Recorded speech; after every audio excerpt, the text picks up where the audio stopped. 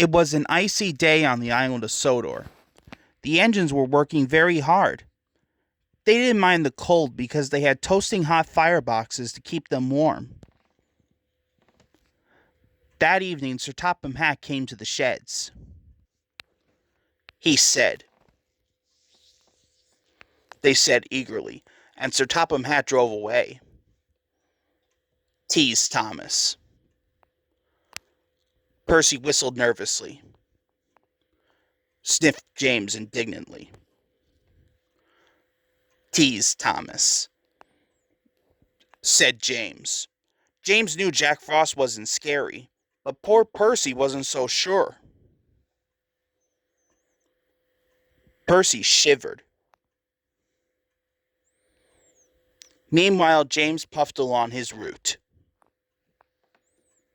He thought. Percy made his last delivery. The station master was very pleased to see him. He cried. Percy said. So Percy's driver parked him in a siding with only a lantern for company.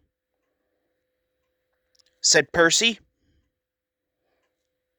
Chuckled his driver. And then his driver and fireman went home to bed. Late at night, the icy wind howled. It started to snow. Soon Percy's face was so cold, an icicle hung from his nose. Percy stuttered, but it didn't sound like Percy.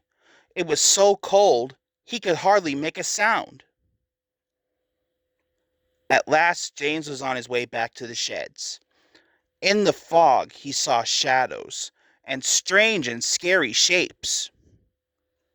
He whispered nervously. Muttered Percy icily.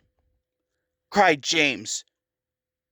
He was scared, and he raced away as fast as his wheels could carry him.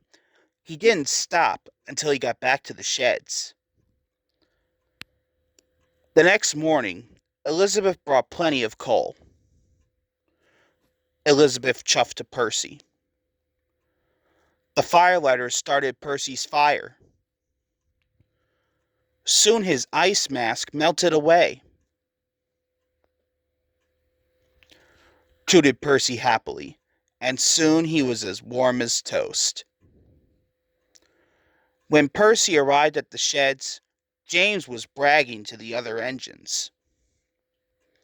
James huffed. Teased Percy, and all the engines whistled, including James, but Percy's was the loudest whistle of all.